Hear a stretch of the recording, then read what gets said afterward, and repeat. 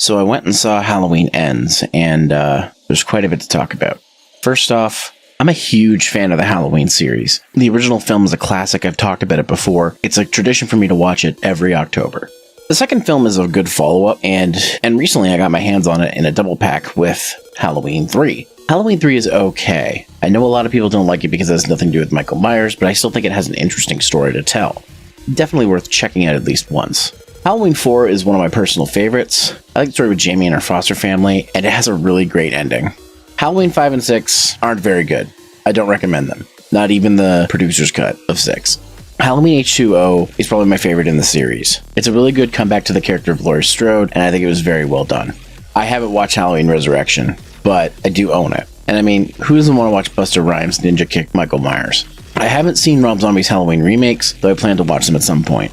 The 2018 Halloween movie is fantastic. It's a great follow-up from the first film, and genuinely I thought it was a good way to end the franchise. But apparently the filmmakers didn't feel the same. Halloween Kills is not very good. It's got some good elements with it. I like that they brought back old characters, some of the kills are really good, and the mob mentality is a cool idea. But there's a weird thing in a middle segment where they find somebody who they think is Michael Myers and isn't. Just a weird chase scene. The entire time it's like, guys, that's not Michael Myers. I like that it takes place right after the same night as the 2018 film, but honestly, it's lacking in a lot of places. There wasn't enough Laurie Strode, and I guess that makes sense because, well, she's in the hospital. And then we have Halloween Ends.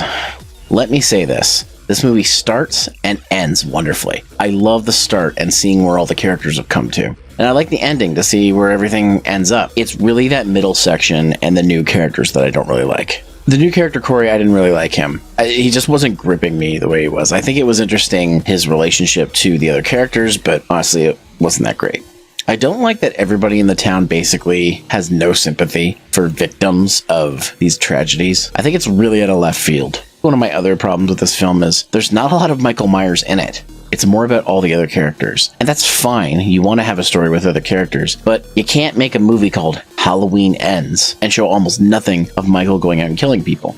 I thought it was cool that it had the concept of having a team of killers, but again, it doesn't last long and there aren't that many kills. As much as I have problems with Halloween Kills, at least it had lots of good scenes, like the scene where Michael's basically going house to house killing people. The ending, though, all makes up for it. We finally, definitively get away from Michael Myers to be dead.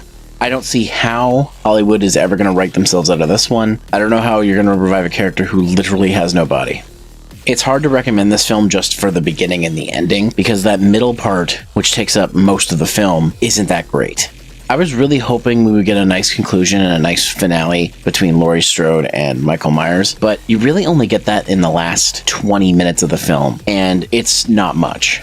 I like to see what Laurie has been up to since the previous films. I think it's great that her character isn't just a mentally unstable person like in the previous ones. It seems like she's genuinely moved on, but she still has those fears of Michael Myers. These might be my initial feelings, but I'm going to be honest, I don't think that this is a very good film. I like that it ends the Michael Myers mythos, but they could have done that 2 movies ago, but we'd have a great ending.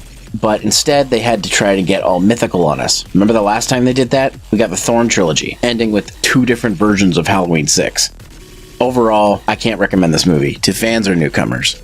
I'm giving Halloween Ends a 5 out of 10. Not really worth your time.